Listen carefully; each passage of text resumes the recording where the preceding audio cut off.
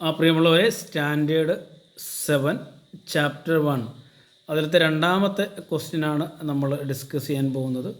Alternating angles എന്താണ് എന്ന് വളരെ ഡീറ്റെയിൽഡായിട്ട് ഒരു വീഡിയോ നമ്മൾ ഇട്ടിട്ടുണ്ട്. ഇതിപ്പോൾ സെക്കൻഡ് പാർട്ടാണ്. നമുക്ക് നോക്കാം. ഇവിടെ ABCD എന്ന് പറയുന്ന രണ്ട് പാരലൽ ലൈൻസ് നിങ്ങൾക്ക് കാണാം. അതിനെ ഇൻ്റർസെക്റ്റ് ചെയ്യുന്ന XY എന്ന് പറയുന്ന ഒരു ലൈൻ സെഗ്മെൻറ്റ് അല്ലെങ്കിൽ ലൈൻ നിങ്ങൾക്ക് കാണാം.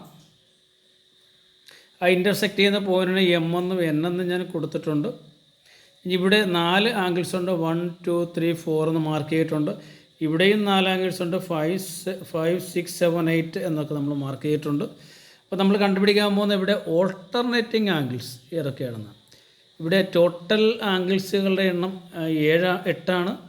അതിൽ 4 പെയറുകളായിട്ട് 4 പെയർ ഓഫ് ഓൾട്ടർനേറ്റിംഗ് ആംഗിൾസ് ഉണ്ട്.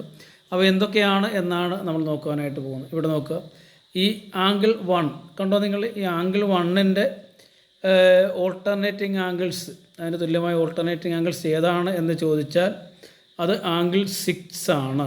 6 നമുക്ക് എഴുതാം. ഇവിടെ 7 എന്ന് എഴുതിയിട്ടുണ്ട്. ആംഗിൾ 6 ആണ്. നമുക്ക് നോക്കാം എങ്ങനെയാണ്. ഇതാണ് ആംഗിൾ 1. ഇതിൻ്റെ ഓൾട്ടർനേറ്റിംഗ് ആംഗിളായിട്ട് വരുന്നത് ഈ 6 ആണ്. അതായത് നിങ്ങൾക്ക് നോക്കിയാൽ കാണാം, ഇത് ഈ ആംഗിൾ 1 എന്ന് പറയുന്ന ഈ ലൈൻ സെഗ്മെൻറ്റ് റൈറ്റ് സൈഡിലാണ്. എന്നാൽ ആംഗിൾ 6 എന്ന് പറയുന്നത് ഈ ലൈൻ സെഗ്മെൻറ്റിൻ്റെ ലെഫ്റ്റ് സൈഡിലാണ്.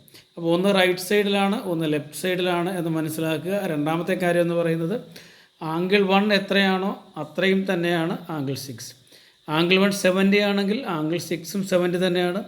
ആംഗിൾ 1 50 ആണെങ്കിൽ ആംഗിൾ 6ഉം 50 ആണ്. അതായത് ഇവിടെ പെയർ ഓഫ് ആംഗിൾസ് ഈക്വൽ ആണ് എന്ന് നമ്മൾ കാണുന്നു. പിന്നെ ഓപ്പോസിറ്റ് സൈഡിലാണ് എന്നുള്ളത് നമ്മൾ കാണുന്നു. നമുക്ക് ആംഗിൾ 2 നോക്കാം. ഏതാണ് ഈ ആംഗിൾ 2? ഇതല്ലേ ആംഗിൾ 2വിൻ്റെ ഓപ്പോസിറ്റ് സൈഡ് ഏതാണ് എന്ന് ചോദിച്ചാൽ, അല്ലെങ്കിൽ ആംഗിൾ 2വിൻ്റെ ഓൾട്ടർനേറ്റിംഗ് ആംഗിൾസ് ഏതാണെന്ന് ചോദിച്ചാൽ അത് ആംഗിൾ 5 ആണ്. ആംഗിൾ 2 = ആംഗിൾ 5 എന്ന് നമുക്ക് എഴുതാം. അതായത് ആംഗിൾ 2 എത്രയാണോ അത്രയും തന്നെ ആയിരിക്കും ആംഗിൾ 5.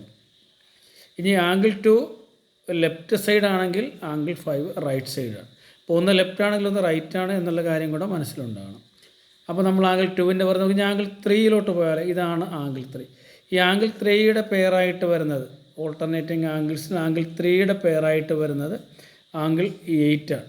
Angle 3 = angle 8. അത് നിങ്ങൾക്ക് നോക്കാം. ആംഗിൾ 3 എന്ന് പറയുന്നത് ഈ ലൈൻ സെഗ്മെൻറ്റിൻ്റെ ലെഫ്റ്റ് സൈഡിലാണ്. എന്നാൽ ആംഗിൾ 8 എന്ന് പറയുന്നത് ഈ ലൈൻ സെഗ്മെൻറ്റ് റൈറ്റ് സൈഡിലാണ്.